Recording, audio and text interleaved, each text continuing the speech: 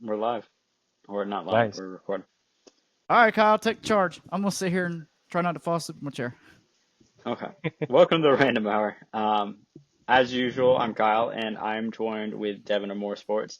And today we have a special guest, the Pokemon conservationist, Josh Allen. Hey, what's going on? My name is Josh, and I'm a Pokemon conservationist. All right. Oh man, he did his catchphrase. Let's I go. I was going to say golden words right there. Yep. Let's go. I knocked that off my bucket list. Josh, man, thanks for coming. Thanks for coming on with us, just hanging out with us for about an hour or so. And I'm gonna ask the first question: what got you into visual effects? Uh, I would say Jurassic Park. I Ooh. love Jurassic Park and dinosaurs. You can't see it like behind here, but I have like a ton of like Jurassic Park memorabilia. Like I have Mm-hmm. the good old like mosquito and amber. Um, Oh, and like as a kid, like my parents showing me Jurassic Park, it was crazy because I'm like, oh my gosh, the dinosaurs are actually there. Um, and then later, um, like watching how they did it, they had this device called the dinosaur input device, very creatively named, where they basically combined new wave digital effects like CGI with the traditional stop motion, where they moved this digital armature to start to move the CGI model on the computer. And I thought that was the coolest thing because like up until that point, whenever I heard CGI um, in that context, I'd grown up like, oh, it's really cool. But nowadays, like, there's no artistry with it. It's like a band-aid over a bullet hole of just poor filmmaking. But like Mm-hmm. going back and watching the behind the scenes, I'm like, oh, this is like actual artistry. There's a large amount of like just technique that can go into it, and that kind of got me into it. I love just making things that like make people feel a sense of like awe in how cool life can be. okay. Let me Okay. ask you this. Let's say I'm going off script for a second. What movie, in your opinion, has the best visual effects? In your opinion, purely your opinion. Best visual effects period or best visual effects in terms of budget? Or I could give you Hmm. both.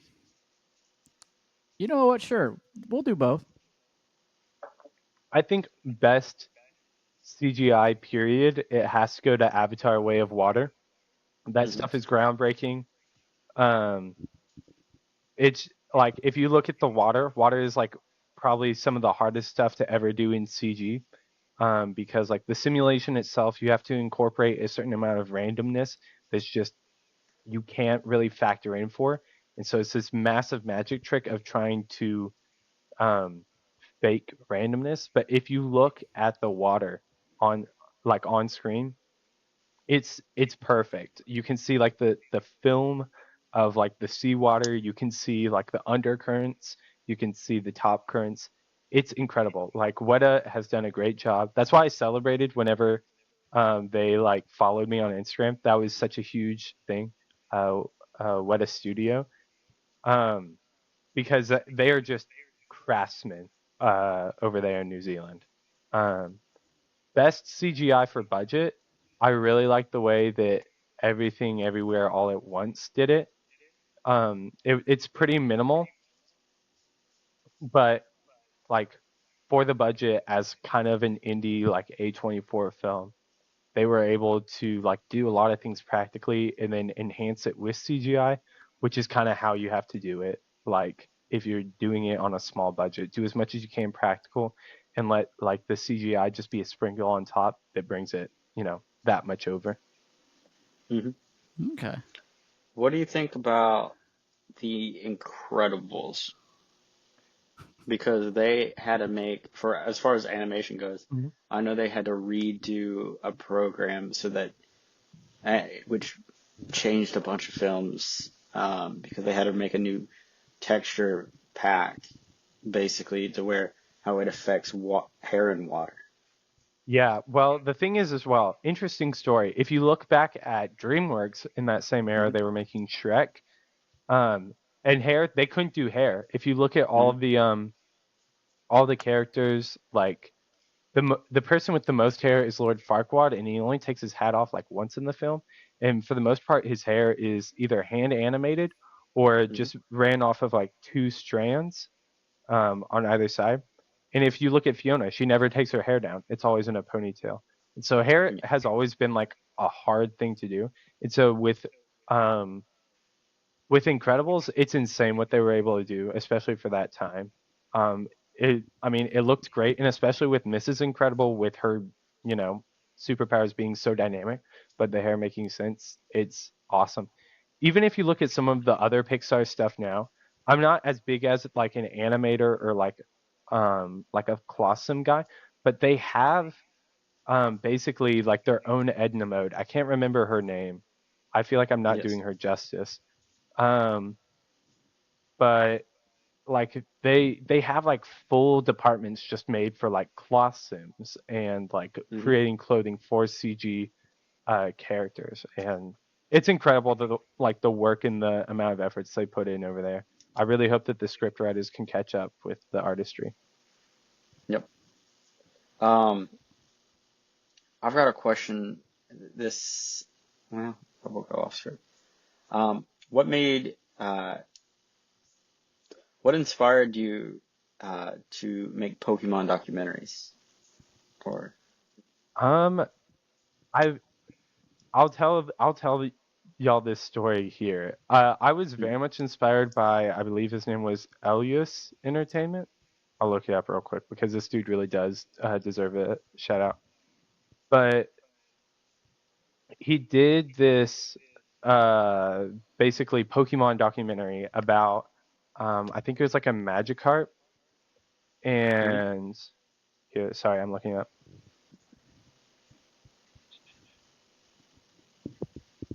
You're fine. I'm also looking it up.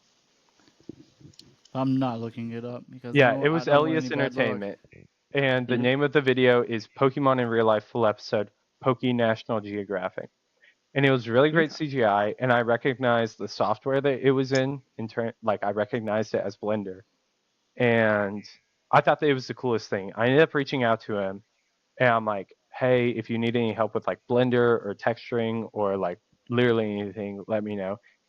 And basically he was like, I'm all good, thank you though. Like super nice guy. I ended up talking with him a little bit more on Discord, in his own server. Again, super cool dude. Um, and I'm like, this is really cool, but I don't want to steal his thing. And I don't want to do like full CG scenes, and I want to do something like more for good. And I grew up on Wild Kratts, I grew up on Coyote Peterson, and Crocodile Hunter, and so I'm like, what if I had to try that? And so Hmm. the first one, I did the first two episodes in the same day. It was Cranidos and Palpitoad.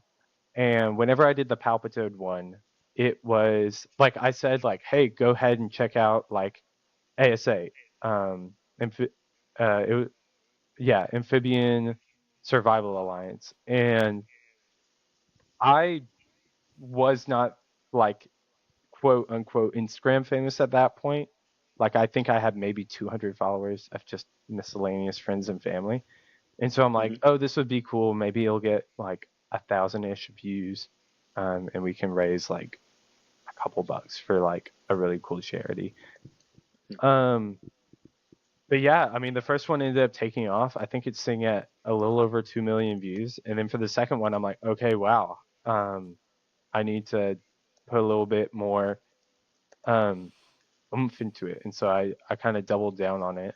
Um, but his stuff really kind of inspired me and made me think to do it, as well as like all those other kind of past childhood shows. And I think that there's a lot of good we can be doing, especially on social media, because there's so much bad stuff there already. Hmm. And so that's kind of like where the brainchild came from. Okay. Okay. What are some conservational programs you're passionate about? Describe programs like organizations or just like policies. Uh, We're gonna Organizations. leave that up to you. Or yeah. Okay, I'll just go with organizations because I like shouting out people. Hmm. ASA, they're always awesome. I love amphibians. I think that like they're probably the coolest animals like around, short of like reptiles. Reptiles are kind of on top, but amphibians are right there below it. Um, they're like probably the best indicators of our climate because they have that skin that's very porous. You can uh, take in water. It will like amphibians will tell you about the quality of the environment around them. Hmm. And we're seeing that amphibians are going at a very high rate, especially compared to other animals. Hmm. And so we need to basically listen to them and like help them survive. And so I like helping out ASA because it's kind of helping out like this already kind of disadvantaged group of animals, um, and while also learning more about them, so that way we can learn what our problems about the climate are. And I also really like Living Love Animal Sanctuary, or Living Love Cat Sanctuary. It is now. Hmm. Um, that was the first nonprofit that I ever worked for. I worked for them in high school. I did their socials. It was fun. Or I made videos for them. And if you were to go onto like their YouTube channel, you can see me talking about like the facility. There's as well, if there's a viral video that went kind of crazy like 10, 15 years ago of like a cat being like replacing the T-Rex in Jurassic Park, how it's like breaking out of it. I And feel like then I've that seen wasn't that. me. That Oh, wasn't me. oh, okay. Um, but I did something similar with the new Jurassic Park movie that was coming out. It was Jurassic Park Dominion, Hmm. um, which was not the best film, but it was still pretty fun. But I saw that nobody was doing like the cat stuff for that, and I'm like, oh, that would do. That would be really nice for the cat sanctuary. So I ended up doing that video for them, and as well as that, cats are like a very interesting case study in terms of like how human actions can just like spiral out of control. Like if I talked about this in my Skitty video, but if you look at like in terms of like how many what animals caused other animals to go extinct, it's humans at the very top with like 90% of like extinctions, and then right below that is like 10% humans, but like with cats. Like especially on islands, like New Zealand, um, and Hawaii, Hmm. places that don't have big to medium sized predators, they just like ravage the populations there, and it's really Hmm. sad. Yep. And so either way, they're doing great work in terms of like keeping like attracting feral cats away from like the hill country, making sure that the actual animals themselves are taken care of because it's not their fault that they're you know in a place they're not supposed to be, and then educating and making sure that they have loving homes. Yep. Ni- Nice. So let me ask you this. This is what I noticed with your Instagram reels. What made you guys choose Politoed as your partner Pokemon with you for every video? Palpitoad? Yeah, Palpitoad. I'm sorry. I'm recently getting No, back into you're all good. Pokemon, so I'm bad with the newer names. No, it's all good. I get that all the time. In fact, like all the time in Premiere Pro, whenever I'm like captioning my videos, it always wants to autocorrect his name from Palpitoad to Pepito, and it's very funny. Um, Pepito. and yeah, and so there's so many people in like my comments section. They're like, "Oh my gosh, you need to like give him a nickname." And so that's, in my opinion, that's his unofficial nickname. I never like to like nickname my Pokemon, but that's his unofficial nickname. Oh, Um, Okay. but again, the whole amphibians thing, I've always had uh, this love for amphibians. I think that they're super cool. And so I've always liked Palpitoad. Even like before he was like the channel mascot, he Hmm. was like my second or third favorite Pokemon. My first favorite Pokemon for the longest time was Pidove, and I have a lot of Pidoves kind of scattered throughout my Hmm. room. I'm grabbing one right now if it would like to come down. And so like I have this little keychain of Pidove, but feathers are very hard to do.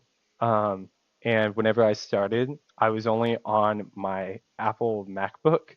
I did not have a desktop. And so Yep. as you could imagine, like doing high sample VFX is not very nice for um, a laptop. To give you some context, I tried rendering like a test PDOV as my partner before I went out and like filmed anything, and I think that it would have taken me an hour to do a frame. And so at 24 frames a second with like a 10-second intro, that snowballs out of control very quickly. Hmm. It's like 240 hours, and like bear in mind, I'm using my laptop both for work because at that time I worked part time and I also went to school, and so it was not able to do. And so I went with my second favorite, Palpitoad, because the amphibian kind of reflective skin is a lot nicer on CPUs. Um, and since then, he's grown to be my favorite. He's really grown on me. I still love Pidove, but I've just always liked him. And whenever the confines of my CPU called for him to show up, he showed up at the right time. And so Palpitoad's just been faithful. Okay. Okay. I've got a question that is in Mhm. a similar facet to what you're saying. So Pokemon Go has had Yes. a recent update. Have you used that at all? Because they're supposed to be pretty good about placing them in the real world, and you can do multiple at a time and stuff like that. Yes, I have. I've experimented with it. I'm not a super avid Pokemon Go player, but every Hmm. now and then I'll dip my toes back in. It's like the Minecraft phase, if you've heard about that, where you'll like play Hmm. for like 2 weeks yeah. a year and then you'll I'm like familiar with that. step away. It's Yeah. that's like it with me, but it's like 2 weeks every like 3 or 4 months. Hmm. Um, Yeah. I think it's all right. The thing is, it's a game engine, and short of it, like the phone being able to run Unreal Engine 5, I don't think they will be up to the fidelity that I have in my videos, or Elias Entertainment has in his videos, or just any point renderer or Hmm. non Unreal Engine game engine has. I think it's definitely good. Like, don't get me wrong. Like, what they're doing is really impressive for the phone, but I mean, Yeah, it's I thought for it a was phone. impressive, but I don't know what use it's had since. I mean, it can make Mhm. interesting photos to draw people in, but I haven't seen it utilized in any like media making content, and I was just curious if you use that at all. No, I don't. I do all of my stuff the old-fashioned way. I grab a 3D model, I throw it into Blender, I hit render, and then I composite in After Effects. Okay. Okay. Okay.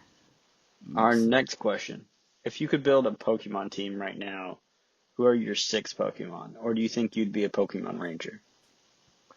I would be a Pokemon Ranger. I like the idea of only having like one Pokemon, and it's kind of a Hmm. sleeper pick. That's why I like Palpitoad, because it's like Yeah. he doesn't look too frightening, but he hits you with a Hydro Pump stab, maybe get a little rain going as well. That's going to do some Hmm. serious damage. Um, but Pokemon that I've always found on my team, to also answer the question, I like Unpheasant, evolved form of Pidove. The male version is really cool. I love the plumage. Sexual dimorphism is super cool.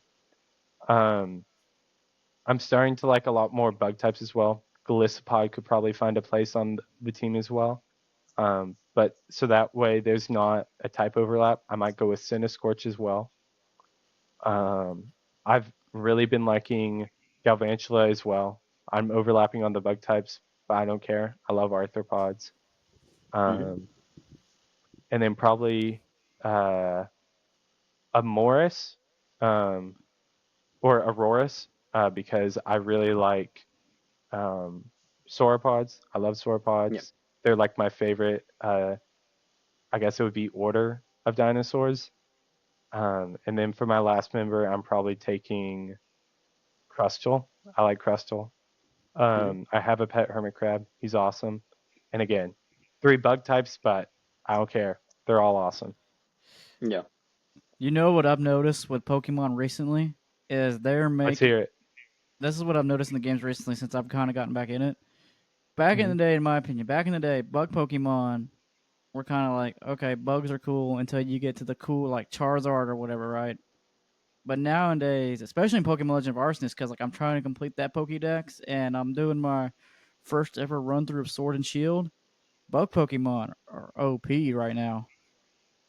No, they're definitely making a comeback, which is also really interesting because Psychic, like, I would consider. I watch a lot of Wolfie as well. There's a Pokemon tournament at UT here, and I ended up competing. I got second place to a guy named Ben. I think it's like Benji BL on like Instagram. Super cool guy. He was super nice. Um, but I played competitive Pokemon for a while, and I still keep my toes in the water. But no, Psychic is considered like on par, in my opinion, or I think it's on par with Bug type now, just Mhm. because, like with Fairy being a thing, like Psychic's kind of like redundant. And yeah, Bug types have gotten a lot of buffs recently, just in terms of like type selection, and Leech Life getting boosted to like 80% power. Um, and again, being able to hit like dark types super effectively is nice. I think that they could use a buff like ice types, changing like hail to snow, so that way they get like a 50% buff. Um, I think they would be good, if bug types were to get a buff. But yeah, no, they bug types as a whole have been making a comeback. Like if you look at the VGC rosters now, like the top competitors, like there's Volcaronas in there. Yep. Um, in like 2017 as well, you could see some like Pheromosas and Buzzwoles. Um, Araquanid was also pretty good, as well for Sun and Moon. Um, but yeah, it's really interesting how they're trying to turn that around.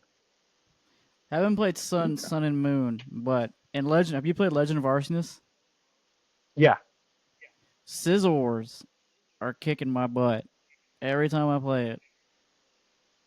they're insane. That was Um, also pretty big. That was a decently big threat in Scarlet and Violet as well. The Technician stab bullet punch, mm, the Scizors, and then the Cleavors, and the yeah, yeah, they're nasty. They're they gnarly. are.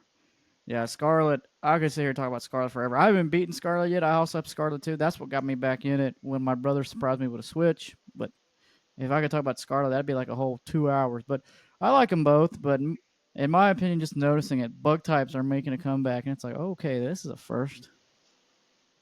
Yeah, no, I definitely like the idea of balancing it more. Also, you have a Mhm. very nice brother to surprise you with the Switch. That's awesome.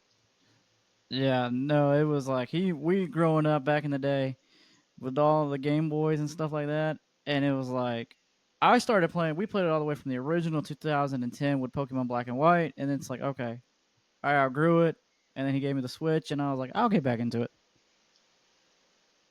I mean, once you've played Black and White, you've hit the peak of the Pokemon series, in my opinion. I'm still with it, but Black and White were just peak, in my opinion. That's what I've heard from a lot of people we've networked that are like full time Pokemon creators. They've also said that, which I could agree. But you know what really kind of disappointed me was, and I'm gonna say this, and Pokemon Hey, say Shiny it with your Pearl. full chest. No, I'm Yeah, not gonna yeah. say Shiny Pearl to me was so easy, and it was kind of disappointing. Yeah, no, I just feel so bad for like the Gen 4 lovers. I love Brilliant Diamond and Shining Pearl. Like those are, I just feel so bad because Gen 4 is like such a beloved generation. People Hmm. consider it like if it's not Gen 5 is peak, it's Gen 4 is peak. Um, and like Legends Arceus is awesome. People love it. Or Legends Arceus. Sorry. People will flame me. That's Um, okay. I'm already getting trolled probably too. I say it wrong all the time too. I'm like, meh, yeah, it is what it is. it is what it is. Um, but yeah, the fact that they are, you know, just their beloved games have gotten like they made it super easy. The art style is not good in my opinion. Like no one likes the chibi. It's rough. It's rough. I like chibi. No one likes Uh, the chibi. It just works better in pixel form. You can't do it in 3D. the animation didn't really bother me. It was just like you said. The gameplay was just so simple. But I get it, right? Hmm. Pokemon is aimed for. Well. I say for kids, right? And that's probably what their goal was. But it's like, dude, come on, give me a challenge as a kid that grew up from it in the early '90s. Yeah. And I really, again, another reason why I would say black and white, black and white is peak is because you did have the option at some point. Like if you beat a game, you could unlock challenge, or I guess it was called like expert mode. And that made me Mhm. really excited as a kid because I'm like, oh, these games could get harder. Like in the future, there would be a potential for like a hard mode for like at the beginning of the games, but that just hasn't happened since. But Yeah. Scarlet, well, Scarlet's kind of weird in my opinion. They kind of do that, but it depends. Since Scarlet's such a big open world, what I've noticed, obviously you can do whatever because they're implementing the first time like a huge open world. I've mhm. noticed that the more you progress in each little challenge, the higher their level gets. But if you're somebody like us that grew up on I'm a big fan of the shared XP, but if you're an OG player like we all are here, we spent hours trying to level up that one Pokemon. It's like, okay, I'm Mhm. OP'd really fast. If I have a certain team that I I've got love. I've got my old Game Boy in the closet. I keep eyeing, and I can just see it. I'm like, I was gonna maybe I say should. that's awesome. Yeah, you gotta get back into it, man. Because I Uh, But play a yeah, good bit of Pokemon Go at work sometimes, and I'll play it for a little bit and go back. And then I fell off. Ooh, where did I fall off? mm, Um, it was which one was it? I think it was a remake of Red and Pearl for what was it, the DS. what was it, Devin? It's DS, I think. Oh, I think it was Omega Ruby and not Sapphire Diamond. The yes, yeah, there was Omega, yeah, Omega. Omega Ruby and Alpha Sapphire. yeah. Hmm. Okay, I And then was saying I either have Sun or Moon. I played a little bit of it, but work got so crazy that I wasn't able to keep playing it. God. Yeah, Yeah. This. there's a. Go ahead, Josh. Or you first, Evan. No, you go ahead. I'll All start right. rambling. Well, I was gonna say there's this Twitter post that I saw on my Instagram. I don't have Twitter. Um, but it was this post, and it was like, I love the new DLC for Scarlet and Violet. I get to swim around as my favorite childhood Pokemon, Primarina. And never have I felt so old because I looked it up and it's like Sun and Moon came out, I think it was in like 2015, I want to say, 2016. It's And 2015. yeah, that made me feel so old. And I'm like, I'm Yeah. only 20 years old, but the fact that like that was somebody's childhood Pokemon, like childhood favorite Pokemon, and I'm like, that is insane. Uh-huh. Oh yeah, that hurts in And my like field. everyone in the comments was like, what is going on? And it's like, yeah, that's almost 10 years ago. And I'm like, oh my gosh, I'm not supposed to Mhm. feel old already. I'm like 20 Yeah. years old. Oh, it's okay. Yeah. It's okay, Josh. God, I remember when Sun and Moon came out because that's when Pokemon was on Disney XD. Because I have four younger brothers, or no, Hmm. I'm sorry, one older brother, me, and three younger ones, and they were in their Pokemon phase when I was phasing out. So they wanted to watch Pokemon Sun and Moon, and I remember it like it was yesterday, and it's like, oh crap, that was 10 years ago. Yeah. Uh, Yep. That was 2016. I just looked it up. That's crazy. it's okay. I'm actually trying to binge watch all the series because I'm like, all right, I'm gonna watch Ash finally I'm doing win. that too. Yeah. And I've only finished Indigo League right now, and I'm kind of watching them out of order because I'm like, well, I'm not gonna watch the last one out of order, but the rest of them I'm watching them out of order. I'm on. It's hard to find the season 2, which is when they're on that orange island. That one's hard to find to stream. So I'm watching season 3, and I've started Sun and Moon, but God, it is so hard to watch. For me, it's hard to watch the newer stuff for some weird reason. I don't know what it is. It's not No, I've Yeah. had that issue too. it's not Because bad. I was, what year was it? I got my nephew into Pokemon, It had to be during Sun and and then Moon. If not, it had to be probably Black and White. I don't remember. No, Black and White's still I, pretty I, good. I know, shoot, we got to all the old stuff. We watched all of the old stuff from the 90s, and it was the point on streaming services that we couldn't find anything else. Like, and so now it's on Netflix and stuff like that, and Hulu. But shoot, at the time it was just Indigo League and I think that was all that was on Netflix at the time. Yeah, it had to be before they bought the streaming rights. Josh, how are you going on your little checklist? How many series have you knocked out? Or are you just starting to on Indigo? I've watched all of Indigo. I'm doing it kind of out of order. I watched all the Netflix series first, and so that would have been like the original, like Indigo, Mm. and then I also watched like the Sword and Shield Go one. It's like Pokemon Journeys or something like that. Um, and then I watched all of Black and White because I heard that that's kind of like a standalone, and like that was my childhood, um, ish, like older childhood, and so I'm like, okay, I have a little bit of nostalgia with that. Um, and so I did that, and then I'm on Horizons now, which is the Generation 9. But I think I'm gonna loop back around to Generation 2 pretty quickly here. Okay. Yeah, I'm making my rounds. I've started Horizon. I watched the first episode because I was curious. Because I was like, I wonder how it is. I think the animation is beautiful, right? It really is. Beautiful animation, but the story, I'm like, yeah, this ain't for me. This is not for my demographic. But it's cool to watch because it's just cool, right? To compare when it first came out from the '90s to what we're now in 2024, and it's like, yeah, it's beautiful. Heck, I kind of take Mhm. the newer Pokemon games for granted. Like, even though Scarlet has its falls, and I'm really enjoying Sword and Shield right now, the graphics have gotten just so beautiful game wise. Yeah, I definitely think that Scarlet and Violet is a little bit.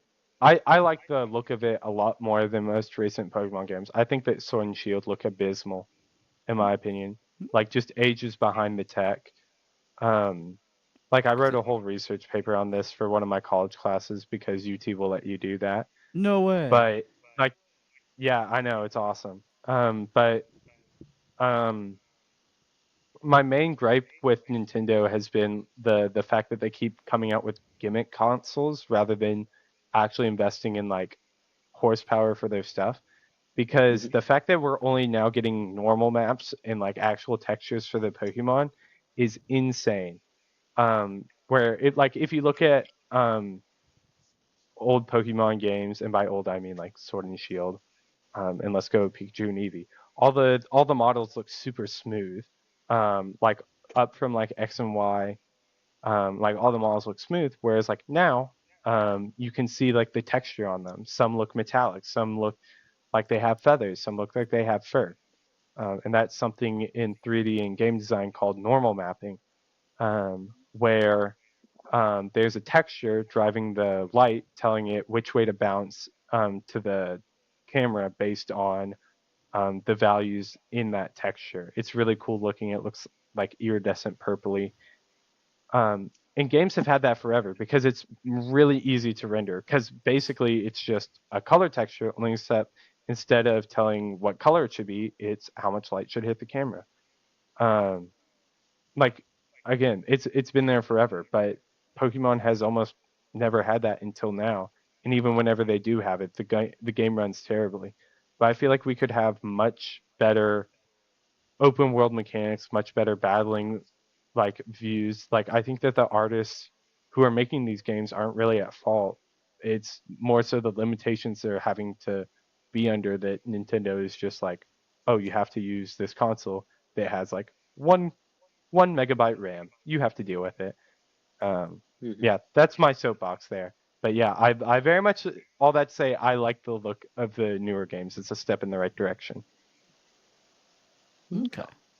Well, back to your content. And I actually was just curious when we were doing research on you. What is your process? How do you pick a Pokemon for a video? Like, what makes you guys go, okay, for this video, we're choosing this Pokemon? Is there a process behind it, or is this like, all right, today we're doing this guy? Kinda, I have like four ways of going about it. First of all, kind of popular demand. With my Oshawott one, I was getting a lot of comments about that. Um, and so I just decided to do it. Like sea otters are already having a lot of problems, like recovering from their fur trade, oil spills, Toxoplasma gondii, which is a really interesting virus. If y'all do any reading on it, Mhm. it basically like infects rats and it makes them a lot less scared of cats and larger to Yep. medium-sized predators. And once they get bit, they're in the cats, they reproduce, and then they come out in like the fecal matter, or the decaying body. It's really cool the way that it does it, but it's not good for like sea otters. And so I'm like, Mhm. okay, everyone wants me to do it, or like a large amount of people want me to do it, and it would be for a good cause, so I'll do that. Another one I do, like another way I pick is um, like if I promise it in a video, like, hey, I'll choose like one random donor and they'll get to pick. I'll Yep. let them pick that way. I usually be like, hey, please don't do like legendary Pokemon or like ones that are too incredibly intricate for me to animate, Hmm. Mhm. because I like having a life, um, and sleep. It's really Yep. nice. And again, whenever I started, I was working like 30 hours a week, on top of school and also doing like the videos. And it was a very like long process. I kept my roommate up for hours. Um, but I mean, everyone that I've gotten to talk to, has been super nice whenever like choosing Pokemon. And it's always fun to see like which Pokemon people like. But otherwise, I'll choose the other two types are I'll choose a Pokemon that I really like that I think would be Hmm. somewhat easy to animate and I think is cool. And so I don't know when this will be posted. If not, this is a sneak peek. But I'm doing Snom right now because I think that he's super cute. The community seems to like him. I like the little ice crystals on his back, um, and jewel caterpillars are really cool, which are what they're partially based off of. And so I just kind of do something that, I mean, I would like, um, or I would just go off of like what animal, is related to that, that would need some help with conservation. And so like with Skitty, I wanted to do something for Living Love. I wanted to fundraise for them. And so I just chose a cat Pokemon, and Skitty is nice. Gen 3 Hmm. Pokemon, um, very cute. And so I went with Skitty. Um, it's gonna come out around August 25th. Oh, nice. It should Hmm. definitely be done. If it's not done Yep. by then, that would be bad. But yeah, okay, awesome. Well then, yeah, a couple videos ago I did Snom, and it was fun. uh, Uh, oh man. okay. So you talked about bat conservation.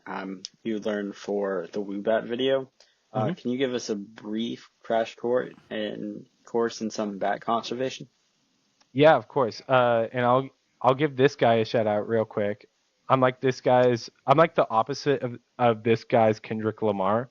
I'm the Hmm. biggest lover. I love this guy.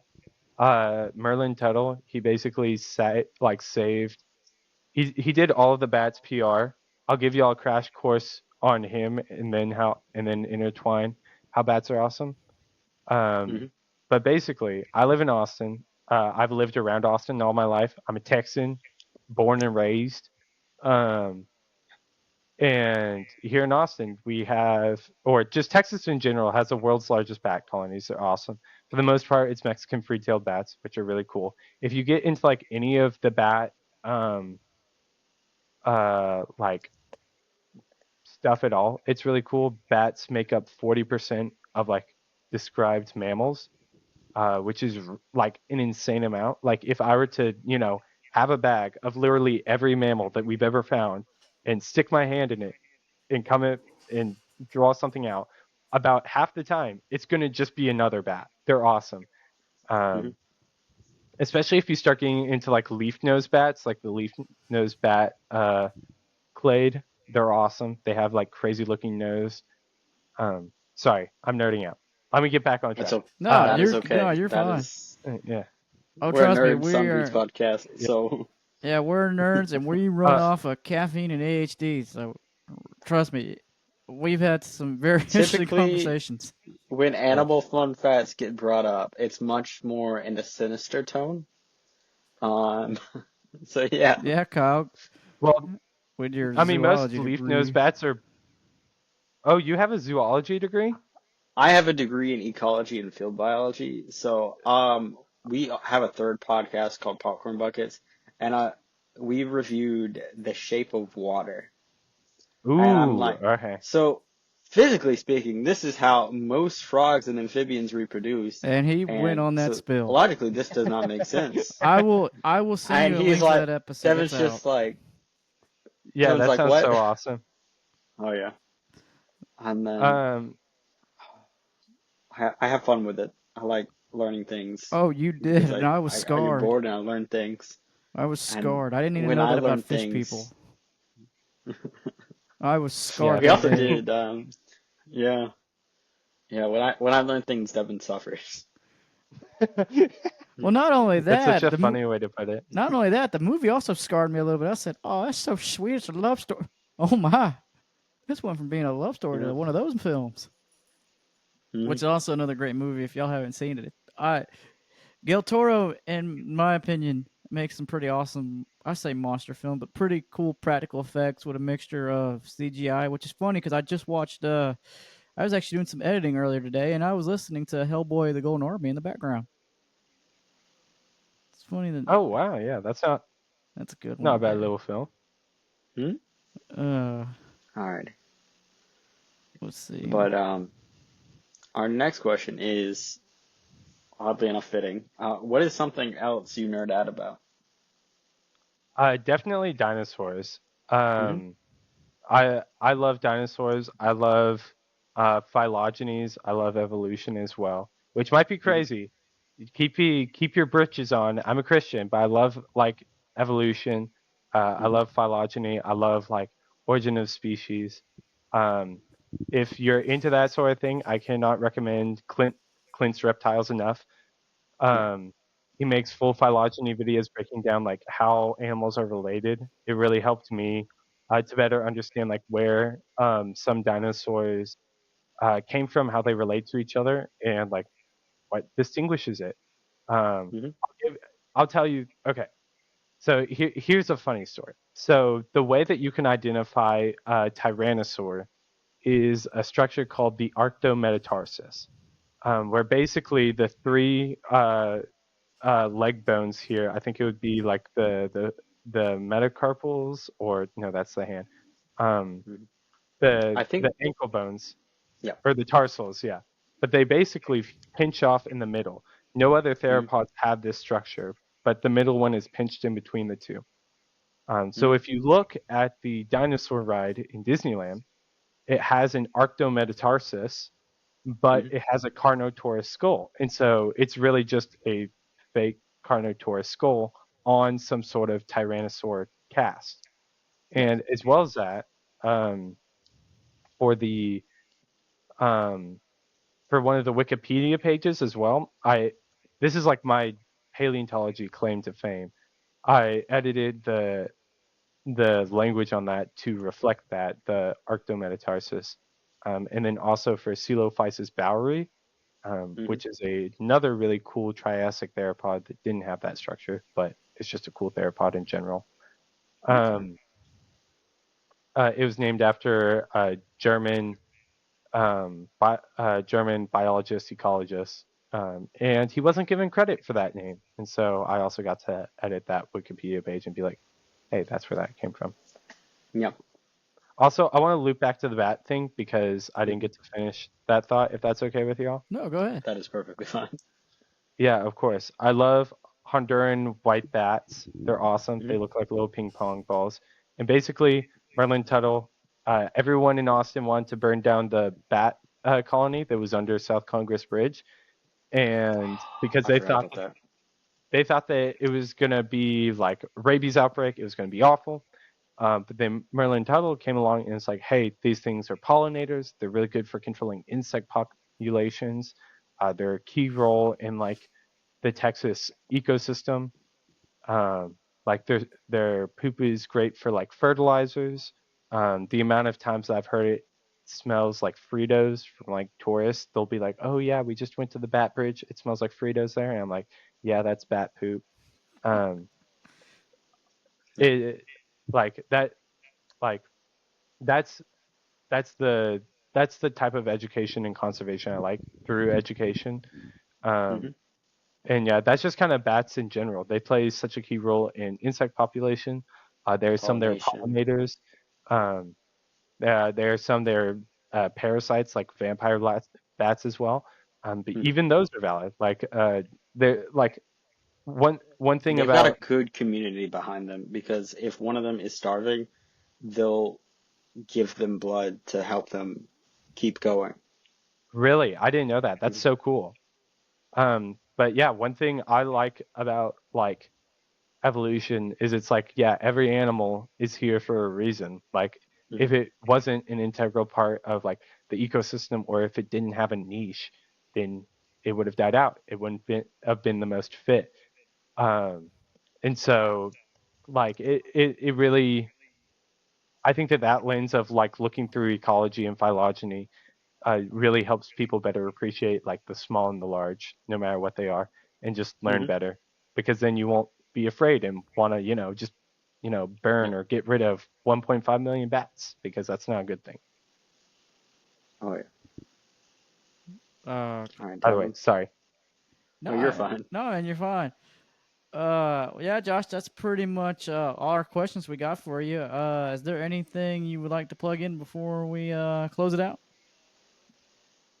Yes, there is. So go check out my Instagram page at the Pokemon Conservationist. Mhm. A very long username that I have been made fun of a couple times for how long it is. SEO is not my strong suit, but check it out there. Go check out all the fundraisers. Best way to see what we're fundraising for is the link tree. I always keep it up to date. And Mhm. I love fundraising for nonprofits. People are doing great work out there um, to help these animals, help their natural environment, and help the education. So that way people know like what their role is. I also have a TikTok and Instagram that's doing that stuff. I'm fingers crossed, hoping on doing long form content eventually, more along the lines of the Coyote Peterson and uh, um, Robert Irwins of the world. Rest in Mhm. peace, Steve Irwin. But that you can also go check out the merch as well. That'll be in the link tree. Goes to the Nature Conservancy. It's really cool. I love my hoodie. It's like 85 degrees out here on a Texas night. I turn the AC down just as an excuse to wear this. It's awesome. It's just that comfortable. Um, but yeah, that's where you can find me. Uh, Mhm. keep loving animals. Be curious. Ask good questions. All I can really ask. Okay. Okay. Well, guys, as always, you can come check me out on my sports podcast, the More Sports Podcast, the sports podcast for everybody. And we have some fun over there. You never know what's going to happen. So come on, check us out. And as always, we have Popcorn's Buckets, which we've mentioned before, aka the one movie we did, The Shape of Water. And yes, Devin was scarred that day, but it's okay. We have some interesting fun facts for that episode. Go check it out now. And as always, you can follow us on social media. You can subscribe to our YouTube channel, Random Incorporated, where you can also see the video version of this interview and all other guests we have done recently as well. And you can follow us on Instagram as Rando Boys and on Twitter as Rando Corporate One. And also come check out my TikTok where I'm just cringy and why not at Devin Moore Comedy, and on Twitch where I just play whatever I feel like at DVIOM25. Kyle, you got any last words? Yep.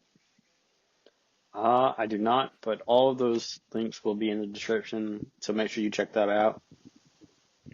Yeah, follow these guys. They're awesome. I like them. But yeah. All right. Well, until next time, guys. And Bye. boom. Okay.